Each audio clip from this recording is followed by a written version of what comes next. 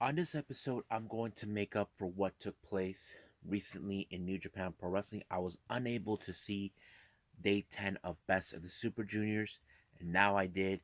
But I was unable to see the latest World Tag League, which was day 10 as well. But that will be for another time. But however, this is now. But also, we're going to see what took place in MLW Fusion Alpha 12 with the MLW tag team titles on the line and various curious things that took place along the way. We're also going to see in NXT UK, the tag team championships will be on the line between Mustache Mountain versus Pretty Deadly. As you know, Mustache Mountain are trying to become what they were once known, one of the most memorable tag teams in NXT UK, while Pretty Deadly believe they are the future and Mustache Mountain are a thing of the past. And also, in Impact Wrestling, as you all know, we're getting closer and closer to Hard to Kill in January, but the wait is over. We're gonna find out who exactly is going to take place in the first ever at Hard to Kill, the Knockouts Ultimate X match, and we also got some exclusive content that took place after the main event last week between Moose and Morrissey versus Edwards and Cardona, which became a surprising that it gets involved in Hard to Kill. And also, we're gonna have some news updates regarding the shocking release of a WWE star. GCW has announced a Lucha legend to appear in one of their upcoming events. And then finally, Ring of Honor has announced one of their champions and top wrestlers will not be able to compete at Final Battle. So, let's get started with another episode of the Leader Wrestle Zone.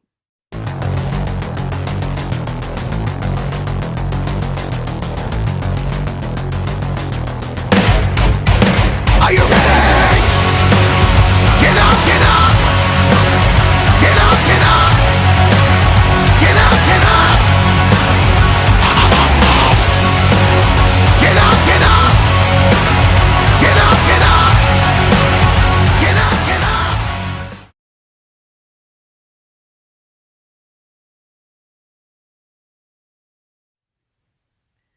Welcome everybody to the Leader Wrestle Zone, all things that is pro wrestling with AEW, NXT, New Japan Pro Wrestling, Impact Wrestling, the National Wrestling Alliance, various promotions, wrestlers, matches, and championships.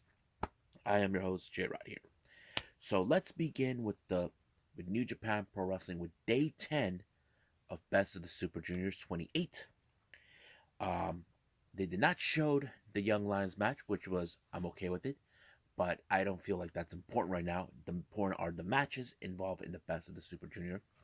So the first match we have Bushi taking on Master Wato. This was a very interesting match. Now I would have believed that Bushi would have won, but Master Wato, who is continuing to climb the ranks as one of the best junior heavyweights, I think he could have a bright future.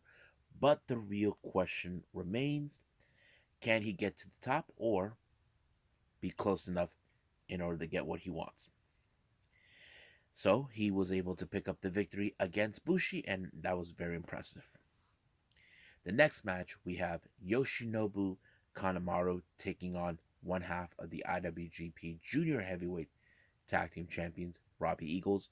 This match was a brutalized match. As you know, Kanemaru, he always has the sneak attacks, but he knows that he's facing against a guy where he has faced him before, but in this case, this has become the situation where can he defeat him in order to slow his momentum? As you know, Robbie Eagles did challenge Kanemaru's tag team partner, Desperado, for the IWGP title, and he lost to it. And now I think Kanemaru wants to stop him in the tracks, but it was Robbie Eagles' Ron Miller special that put him away, allowing him to pick up a good victory.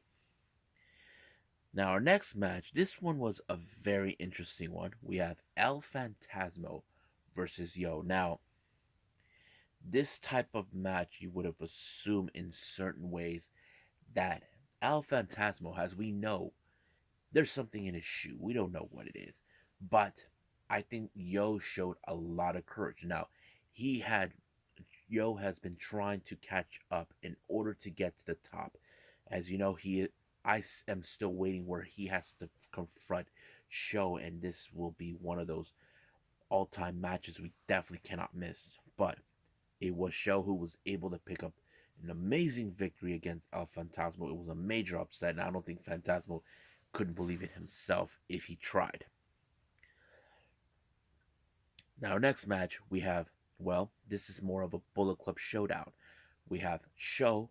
Not only he's a member of Bullet Club, but he's also a member of the House of Torture with Evil, Yujiro, and Dick Togo, taking on Taiji Shimori. Now, I can see in this particular match that Taiji Shimori does not trust Show for obvious reasons. But House of Torture are like the one team, one sub faction within the Bullet Club they cannot trust. Tama doesn't trust them, neither do the others. But however, this one, of course, there was a lot of cutting corners, but I feel that Taiji Shimori did it the right reasons because, as you know, he will not allow Sho to pick up the victory in order for him to continue on. So that is something I think it played out and it showed Sho that he is nowhere near the same kind of level as Taiji Shimori, despite the fact that he cut corners on this match. Now, our next match, we have Ryusuke Taguchi taking on El Desperado. This one was very brutal with the submissions involved, especially with Desperado pulling the submission dos, and it's kind of crazy. But it was that particular move that allowed him to win the match to force Taguchi to tap out, and that's how it works. Now, our main event, we have Doiki versus Hiromu Takahashi. These guys known each other well. They have fought against each other. They even criticized each other over their time in Mexico. But you can't deny Time Bomb, who is the fan favorite in this match, and you know for a fact that's what this match was about. And he put him away with the Time Bomb, and boom, it was over from there on. Now let's look at the point system in this particular match. Ryusuke Taguchi has uh, 4 wins and 6 losses with 8 points. Same thing with Master Wato. Robbie Eagles, uh, 5 wins and 4 losses with 12 points. The same thing with Yo. Hiromu Takahashi with 6 wins, 3 losses, and 1 draw with 13 points. Bushi, 4 wins and 6 losses with the total of 8 points. Desperado at the same kind of number as Hiromu Takahashi, 13 points. Kanemaru, 4 wins and 6 losses. Doiki, 2 wins and 8 losses with the total points of 4. Taiji Shimori, uh, 6 wins and 4 losses. Uh, that's 12 points. And of course, Phantasmo has 10 points with 5 wins and no 5 wins and 5 losses. And Sho, 12 points with the same kind of amount as Taiji Shimori. So right now we're tied with, we have Desperado and Bushi currently at the top with 13 points, while 4 competitors are stuck in 12. So this is going to be a very close one. So we need to pay attention more what's going to take place from then on.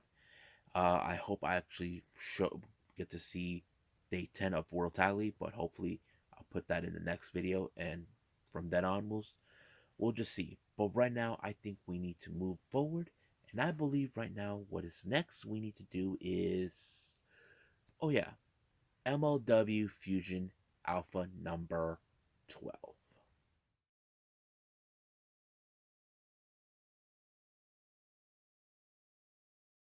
Okay, so MLW Fusion ALPHA number 12, it opened up with Cesar Duran, as always, doing his usual, shenanigans, as we call it.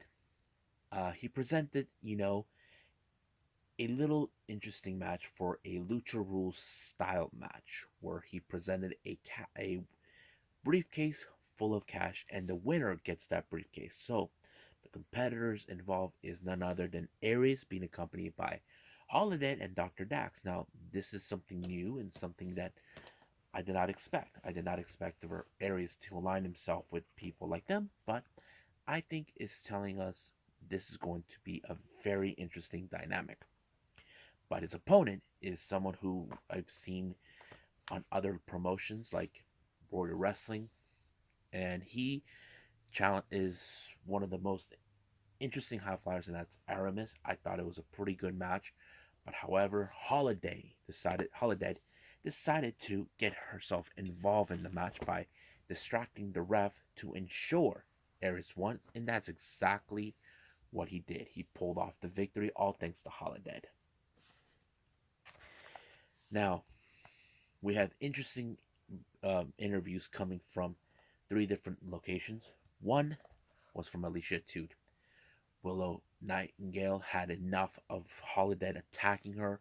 Looks like that good girl routine might be coming to an end until that one match that she deserves to have is against her. I think that tells us like Willow has had enough of Holiday many times over.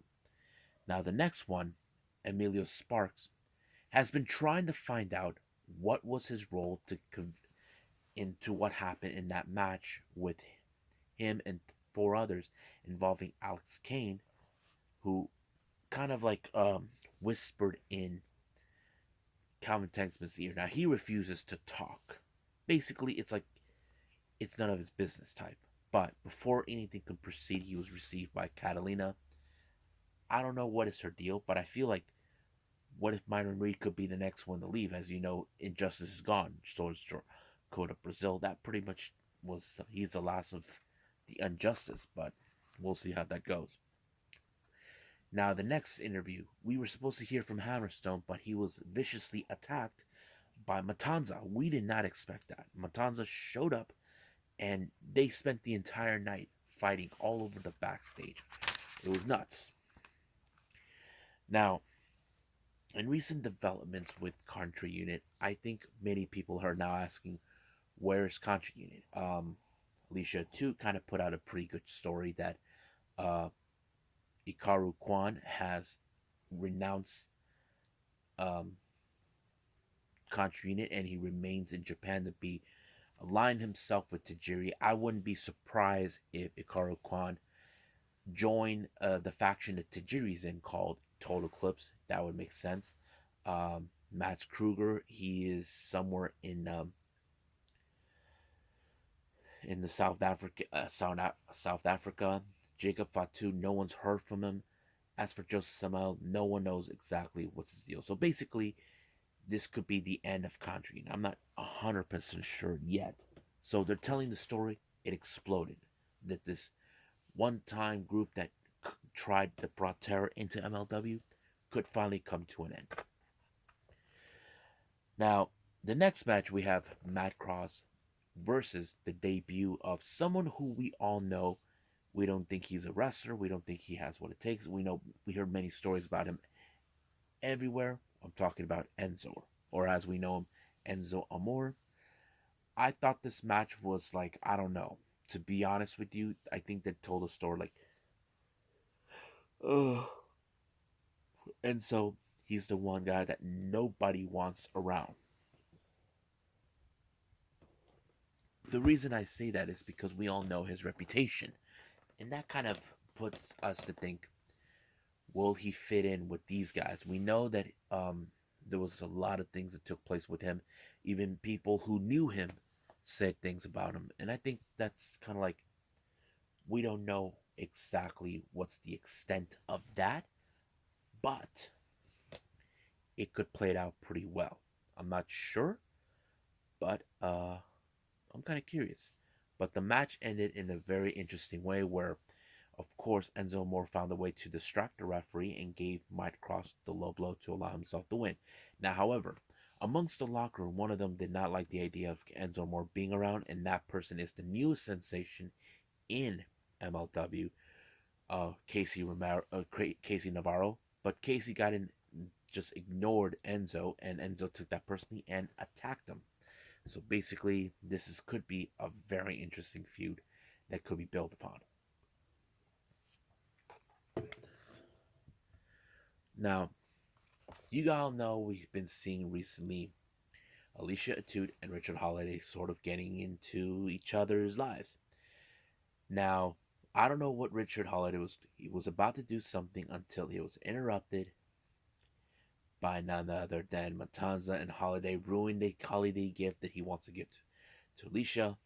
This thing with Hammer is getting out of control. Now, just a reminder for everyone, next week on MLW Fusion ALPHA, we're going to see the MLW middle world middleweight title on the line with Tajiri taking on Atsuki Aoyagi. This is going to be a match. This is going to be in All Japan. I'm very excited to see this.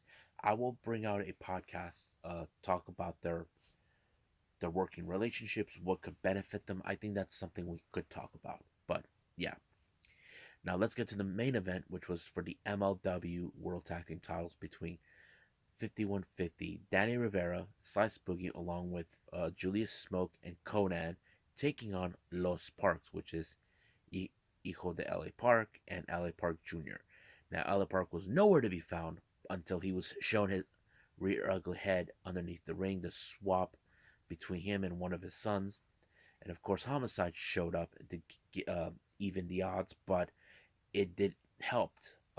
It was 5150 to won the match. I think it was Vivero who picked a pretty good spot in order to pin one of the sons, and it was over from there. Now, as soon as the event was over, Alex Kane and his little uh, entourage showed up, and then they were viciously attacked by Calvin Tegman. Looks like the feud between them is far from over, and I think this is going to tell us a very long history and a long-term line between Calvin Tankman and Alex Kane. Can't wait to see what's going to take place next week because I know some of you are kind of dying as well. So right now, at this point, I believe we should move on with NXT UK.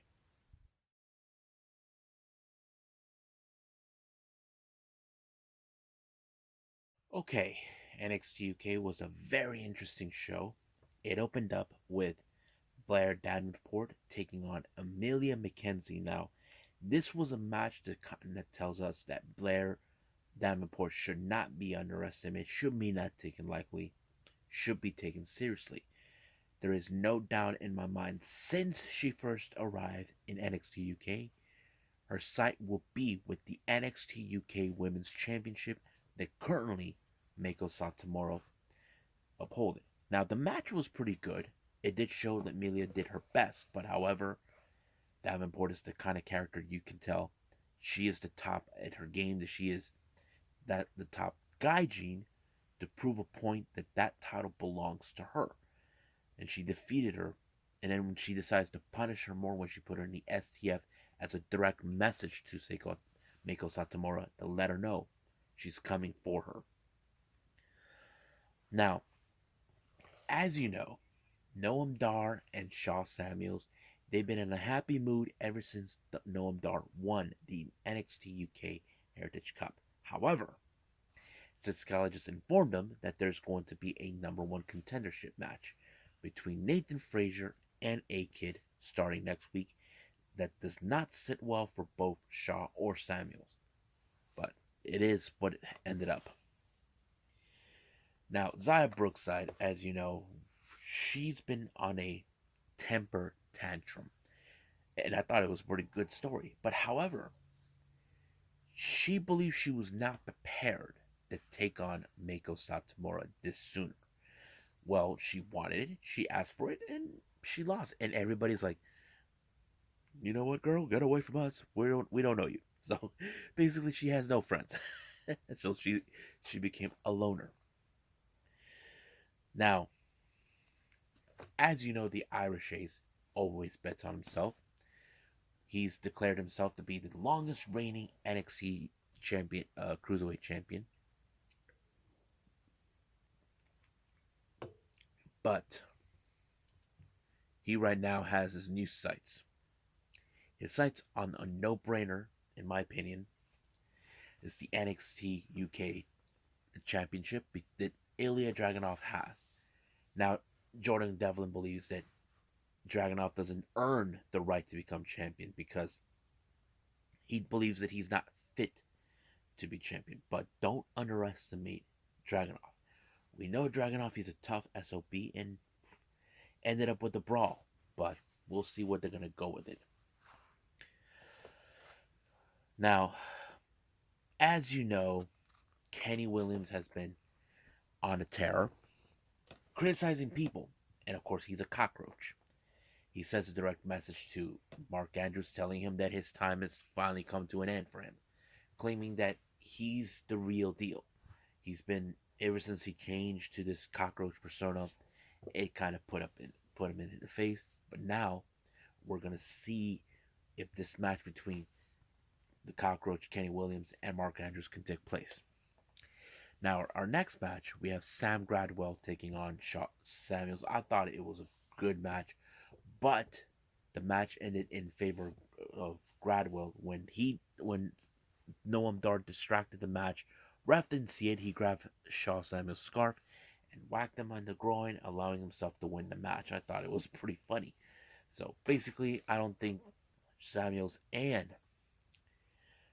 um, Dar are happy with it. Now our main event, NXT UK Tag Team Championship. I thought it was a great match. The Pretty Deadly are trying to prove a point, saying, "You guys are done. It's over. We are the future." But as you know, guys like um, Mustache Mountain, they don't quit. That's not in their vocabulary, and that's what they did. They did not quit until they were able to obtain those titles. It was a great match. I was like impressed. So can't wait to see what's going to take place with them and many other things. So I think right now we should move on with the last review, Impact Wrestling.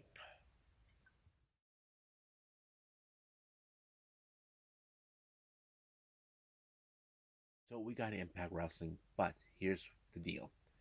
I normally don't watch Beyond the Impact, which is a show that goes for an hour. They do talks about this, and they only have one match.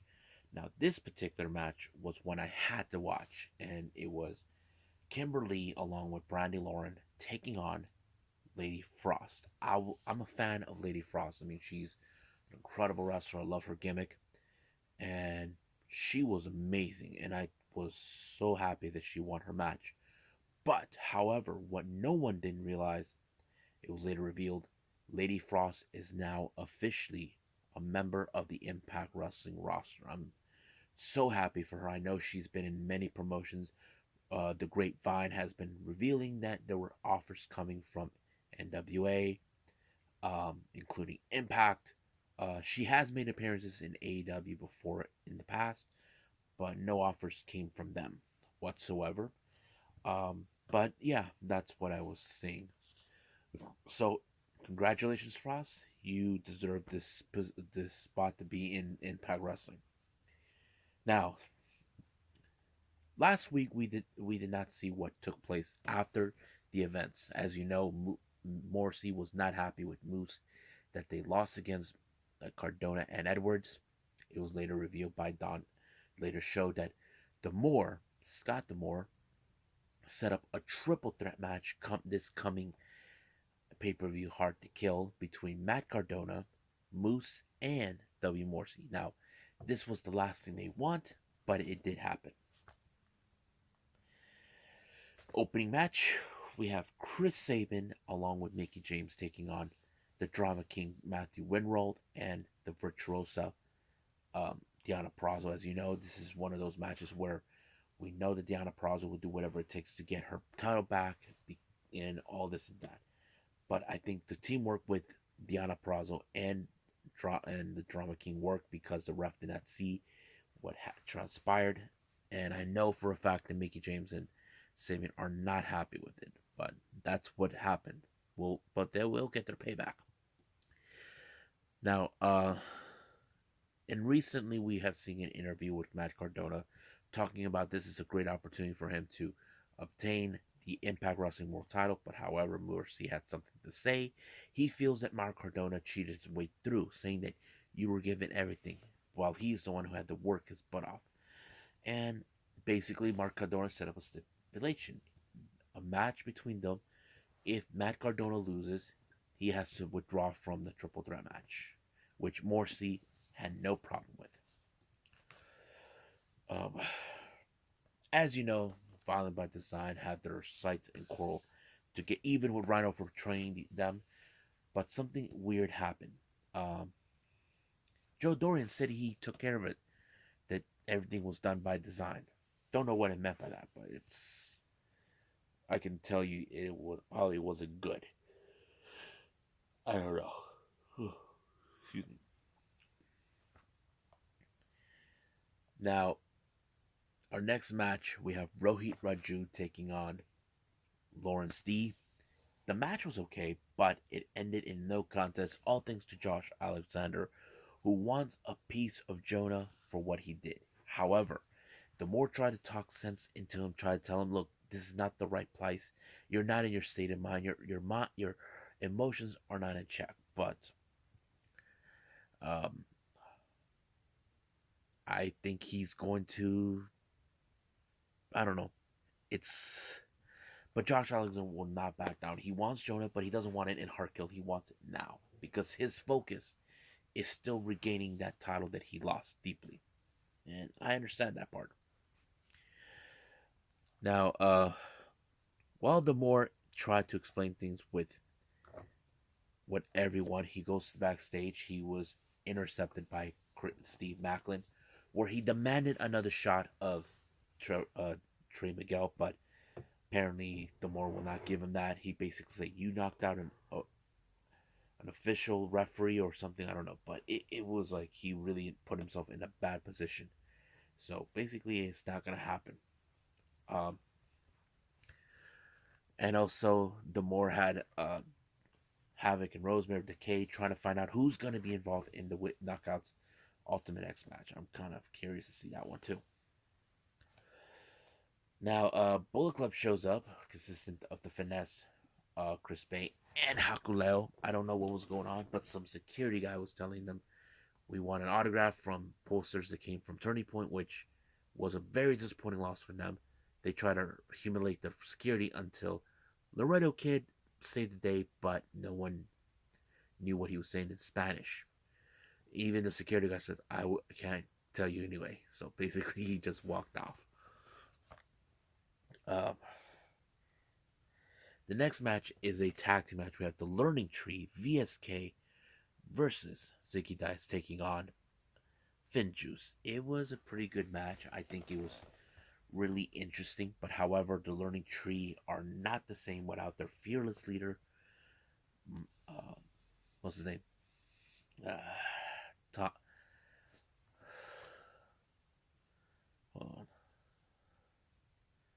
with Brian Myers. I forgot. Yeah, Brian Myers. He's out, but apparently the um, what's their name again? Finjuice was able to pick up a victory. Really good. I think I enjoyed it. Now, Morrissey and Moose, they know they have something problem. They have to deal with Cardona, but Morrissey does not trust Moose. Basically, it's more like you didn't kept your end of the bargain.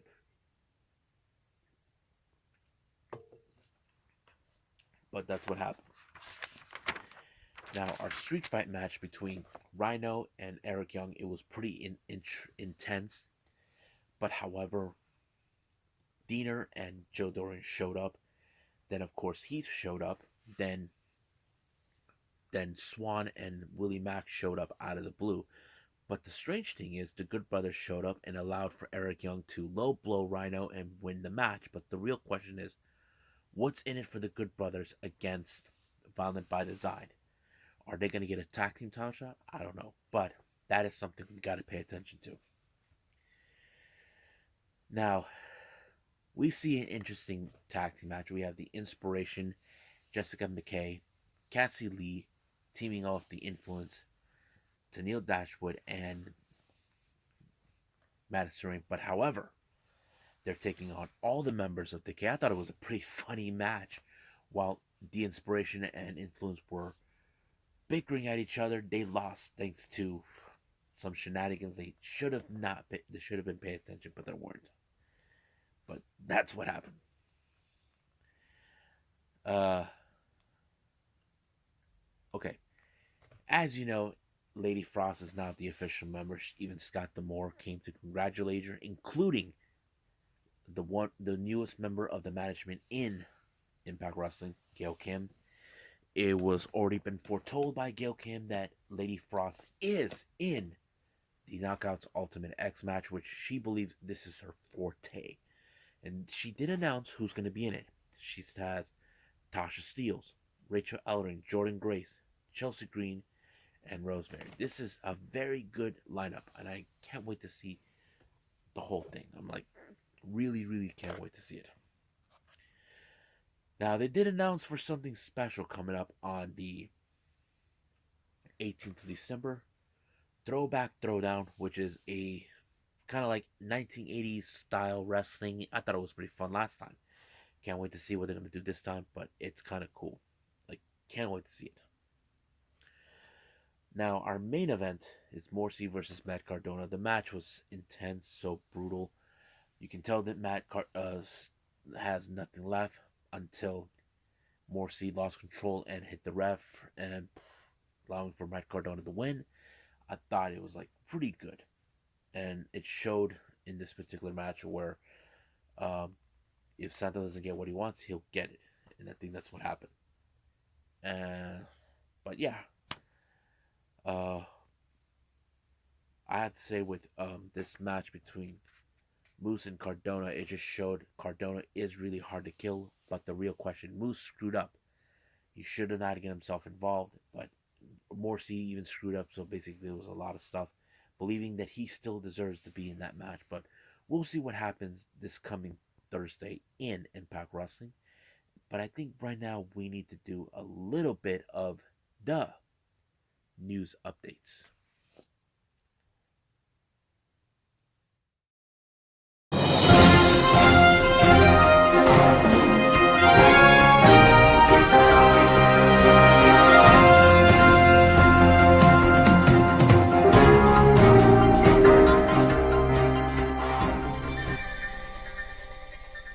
Okay, so here's some news updates for all of you. As you know, the shocking development came place. Jeff Hardy was released from WWE. Now, a lot of speculation believes has something to do to that house show that he was sent home and he just walked out of the middle of the ring, that sort of thing. I don't know. There's a lot of speculation, but whatever the case was, I'm sure he'll explain it to us. Hopefully.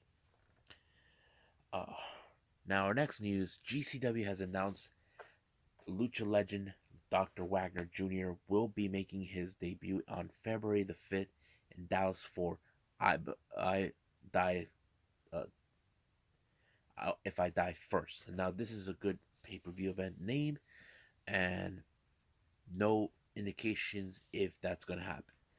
I will keep apprised to that, and I mean, I'm happy that Dr. Wagner really going to be involved. I'm a fan of him. Now, our last thing we're going to talk about is Bandido. He is not going to be available for the final battle, which people say will be their final time together. The reason he's not, he contracted the virus. He needs to be in isolation, but he seems like he's in a good spirit. But um, Bandido, this is going to be difficult. We know he was going to be in a big match, but this has no other choice. So we'll see what happens then. So I think that's pretty much it, and I hope you guys enjoyed the news updates. Well, I hope you guys enjoyed this episode, me reviewing all of this for all of you guys. Coming up, I know I got AEW Rampage, 205 Live. If there's any New Japan Pro Wrestling stuff, I will put it up.